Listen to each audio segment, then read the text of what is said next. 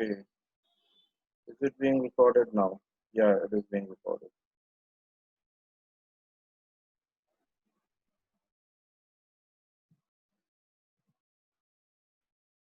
Okay, just one thing you tell me. Can you see can you see this? Yeah, Yes, sir. It's okay. clear. Yes, sir. Yeah, it's now being recorded, okay?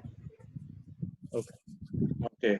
So, in the last class, we studied about what was the meaning of text according to the new critics. And we found, as Krish had told today already, we had a kind of recapitulation of the last class that the new critics, they uh, only focused on what was printed on the paper. For them, the time of the author, the life of the author didn't have great significance, or even the understanding of the reader, uh, depending on his or her own circumstances, didn't matter to them. That's why they had given us two effective literary terms. One was affective fallacy, and one was the other kind of fallacy, which we studied last day. And we studied in the last class that what was, according to them, what was the meaning of the text. And now we will find what, according to them, was literary language and organic unity. So let us study what they're saying. The importance of the formal elements of a literary text is a product of nature of literary language, which for new criticism is very different from scientific language and from everyday language. Scientific language and a good deal of everyday language depends on denotation, the one-to-one correspondence between words and the objects or ideas they represent. So, the scientific language, what is scientific language? Scientific language, or rather the day-to-day language, that is what we just use. Like if we say that this is a pen, so we understand what is the concept of the pen. Okay. Scientific language does not draw attention to itself, does not try to be beautiful or emotionally evocative. That is, these are direct languages, to call a spade a spade.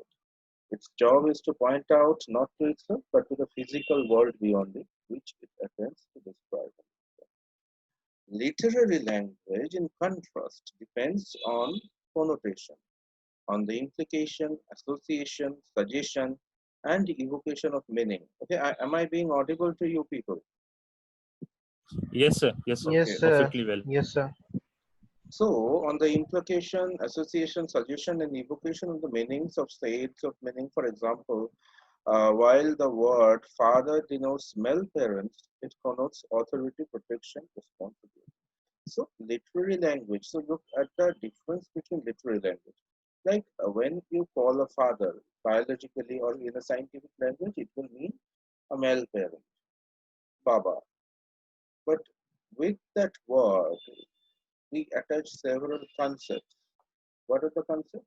Like authority, protection, responsibility.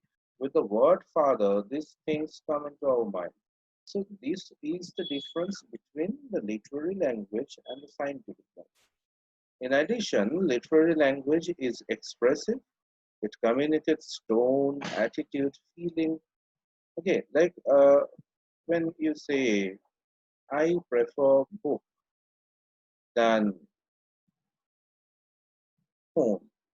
So when you say that I prefer book to phone, so with this preference of book, a book, literary language যদি বলিস, but if you speak about the scientific language, a book is just a collection of papers. But when you interpret the same thing literally, you can find that rather,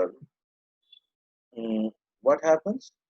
Uh, rather with book, or rather, you can understand the passion of the person, the intellectual craving for the person, that this person prefers book than mobile.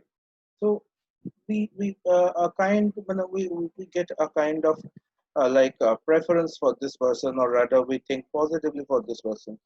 So that is the difference between scientific language and literary language. Like it comes with tone, attitude, feeling. While everyday language is often connotative and expressive too, in general it is not deliberately or systematically so. For its chief purpose is practical. So বলছে কি literary language এর use কি আমরা everyday language এ করি না। Like father কথাটা তো আমরা রোজ বলতে পারি বা আমি প্রায় কথা বলতে বলতে we can say that we prefer mm, rather we prefer book than we prefer book to coffee. এগুলো তো this can be as well a part of our regular use of language. But uh, why the regular language is different from literary language? Because the regular language we do not use it for a literary purpose. Like maybe when we say that he is my father, then uh, when we read it in a book that he is my father, তখন বোধহয় at that time the feelings like responsibility protection that becomes more eminent. While in everyday life we say that this person is my father, then this type of feelings are not generally so much prevalent, so much effective. Regular যখন আমরা এই কথাগুলো বলি তখন বোধহয় feelings গুলো এতটা effective হয় না। Okay, that's why literary and in most of the cases, in regular day-to-day conversation, we use connotative language. That is direct word-to-word connotation. That is, we do not need to go deeper into our regular conversation. But while we read a book, while we read a literary language, we need to go in between the lines. And that is the difference between the literary language and the regular conversation. Okay, everyday language wants to get things done. Literary language, however, organizes linguistic resources into a spatial arrangement, a complex unity to create an aesthetic experience, a word of its own. Unlike scientific and everyday language, therefore, the form of literary language. Uh, oh, I have just missed the paper. Okay. Uh, Unlike the scientific and everyday language, therefore, the form of literary language, the word choice and arrangement that create the aesthetic experience is inseparable from its content, its meaning. So, scientific and everyday language, if you consider this, we can as well say that while there are certain words and expressions which can be thought with a deeper consequence, but we generally do not do that. Whereas in case of literary language, that depth, that aesthetic experience is inseparable. Put it more simply, how a literary text means is inseparable from what it means. So, like, you think about this when we speak daily with our parents or with our friends, we do not need to go deeper. That the way we speak will uh, mean how we speak and what we speak. So the way we speak will not is not directly related to the meaning. Like whatever way we may speak, the meaning will be this. যেভাবেই বলবো এই কথাটাই মিন করবো। যখন আমরা কথা বলি তখন এইভাবে বলি। But when we read a text, we have to guess the tone in which the words are being spoken into, and that can make difference of meaning. Okay, that's why this thing, the form, for the form and meaning of literary text, at least of a great literary work, develop together like a complex living organism whose parts cannot be separated from the whole. That is the thing that I want to say you. That is a very important thing that for the new critics, according to them, a text, whatever it is, a poetry or a prose, it will be better to concentrate in a poetry because there you can understand the form in a better way. So, according to the new critics, the form develops with the content that practically, you know, like look at Shakespearean love, the theme, And look at the form he is writing in. The vehement use of imageries, the vehement use of ambiguous things, the vehement use of sonnet forms. I'm just ignoring the structures. Leave about sonnet, but focus on the use of uh, like literary devices like similes, metaphors, then ambiguities, all these kind of things. Uh, can you not see that what Shakespeare was saying, these could be the appropriate way of rendering that into the form of poetry? Whereas if you draw down from Shakespeare's time to the time of T.S. Eliot or H.R. Pound, the way they speak about love, the concept of love itself has become more prosaic and more drastic, and that's why the images have changed, the similes have changed, the metaphors have changed. In Shakespeare's love, similes of freshness could be added with love, whereas for T.S. Eliot, the similes are no more of freshness, but of a rotten human identity, of a hollow human identity. So that is the thing. That is the thing. The form of these type of literary devices, which are used with the form, they develop according to the new critics along with the subject, or what is being spoken to depends on how it is being spoken to, and together they develop in an organic unity. Okay, this was the concept of organic unity according to them, the working together of all the parts to make an inseparable whole is the criterion by which new critics judged the quality of a literary work. Okay, so, can you understand what I am saying? বোঝা যাচ্ছে জিনিসটা? Yes, sir. Okay. If a text has an organic unity, then all of its formal elements work together to establish its theme, যেটা এতক্ষণ ধরে বললাম, or the meaning of the work as a whole. Through its organic unity, the text provides both the complexity that a literary work must have if it is to adequately represent the complexity of human life and the order that human beings by nature seek. For new criticism, then, the explanation of literary meaning and the evaluation of literary greatness become one and the same time. So, according to the new critics, the literary greatness depends on the meaning. And how is the meaning derived? The meaning is derived from the form itself. Okay, the meaning is derived from the form itself. Mm,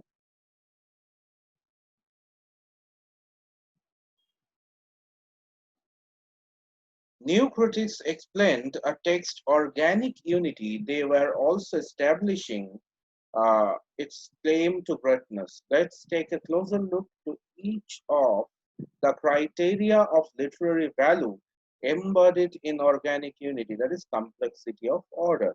So now we will see the complexity of order, the criteria which these people gave to the text, that according to these criteria of the text, we will evaluate the meaning and we will judge the greatness.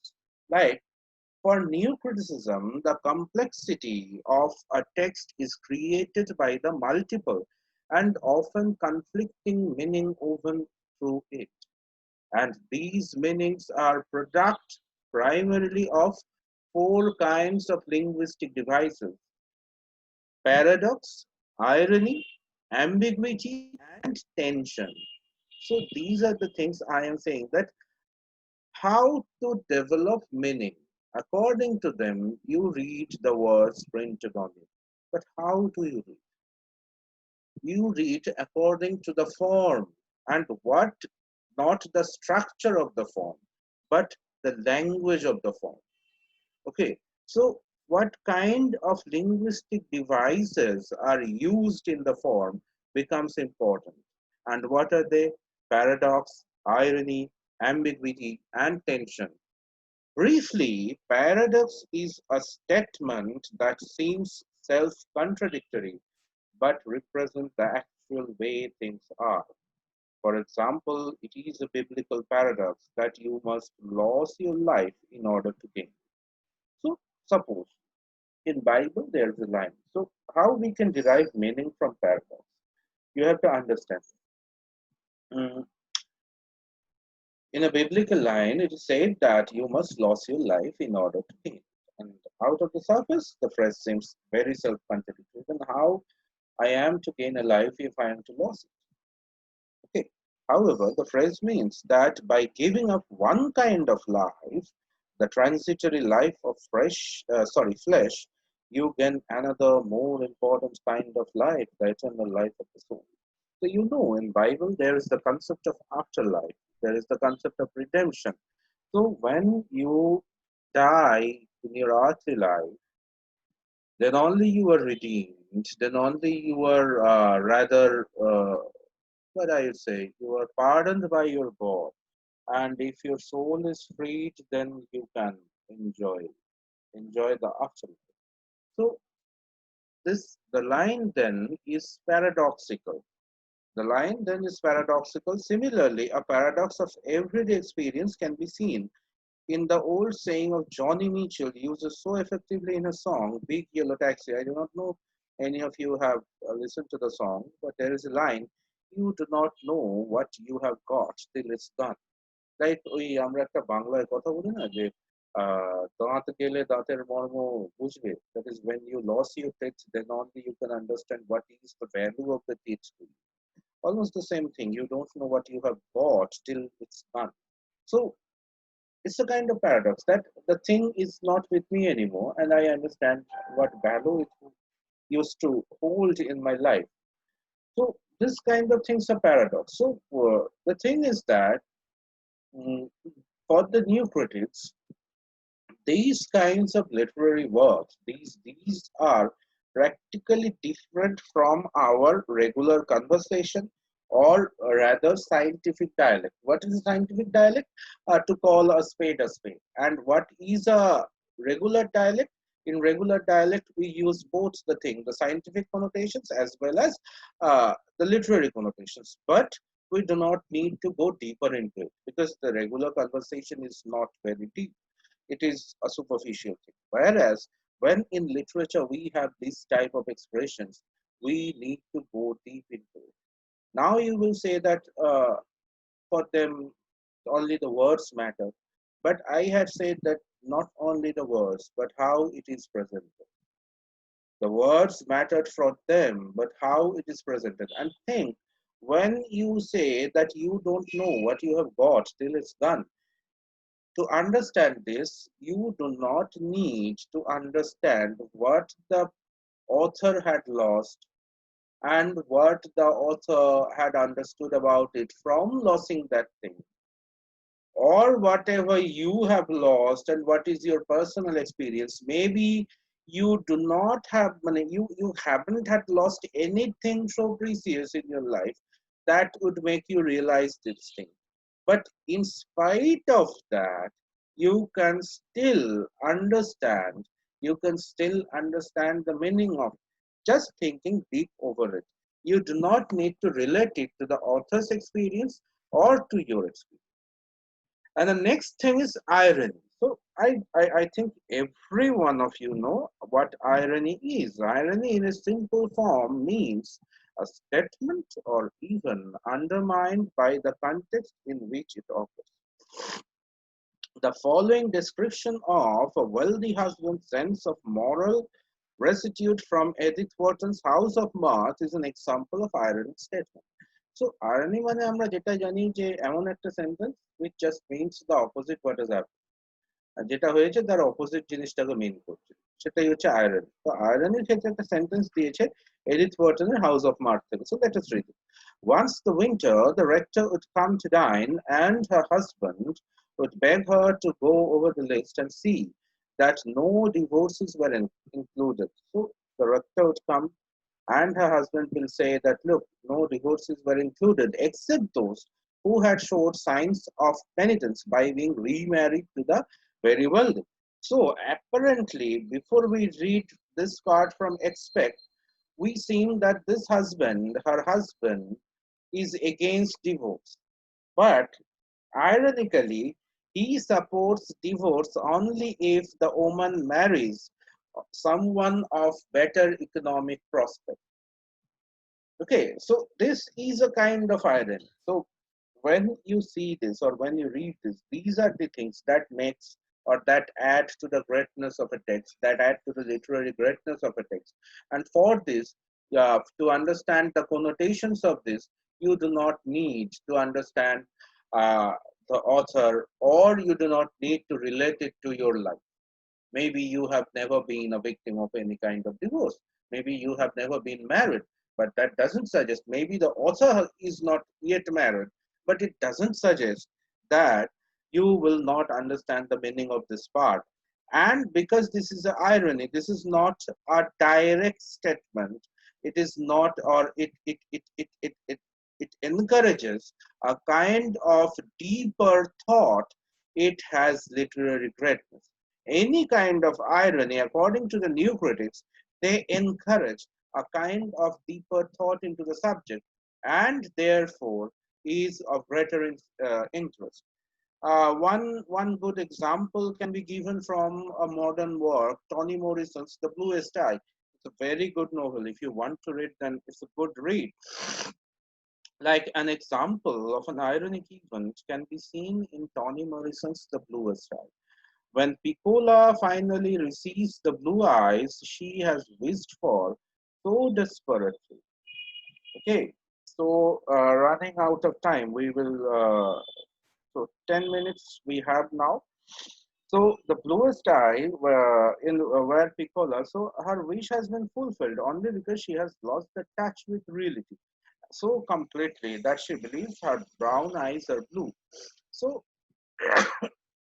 look at the meaning. Look at the meaning of this statement. For Piccola, in this novel, like if you see this, Toni Morrison's Bluest Eyes, for Piccola, Piccola is a small girl and she has been raped by her father, who is a kind of mentally unsettled person. Okay. Hello. Hello. হ্যাঁ sir, Hello. বলছি সম্পিতাকে মানে ইয়ে করুন, add করুন। ও মানে তখন থেকে try করছে আমার আপনার পারমিশনের ইয়ে। আচ্ছা, ওকে, বাট সম্পিতাকে বলবি ম্যাক্সিমাম ক্লাসটা ওকে রেকর্ডিংটা একটু শুনে নিতে হবে, ঠিক আছে? বোঝা গেল? হ্যাঁ হ্যাঁ, হ্যাঁ, হ্যাঁ, একটু শুনে নিতে হবে because we okay have add to. করে নিন একটু। হ্যাঁ, ওকে অ্যাড করে নিয়েছি, but she has only 8 minutes now. Okay, এটা একটু আমাকে আগে বলতে হতো, কেউ একটু যদি আগে বলতিস, আমি দেখিনি, class করাচ্ছিলাম। Okay, but still, she will be able to. Uh, I will just be uploading the video in YouTube, and she will be able to listen to the class. Okay. Hmm. Uh, Shompita, are you here? চেষ্টা। Shompita, I have just given her the admittance. I do not know why she is not here. Shompita should have been here. Yeah, Shompita is here. Shompita is without video. Okay. Okay, let me say the last few words for the class today.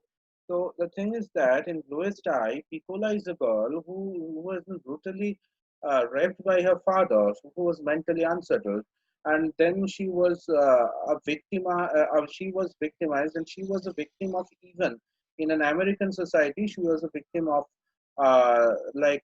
you know what how they behave with the black people, even nowadays.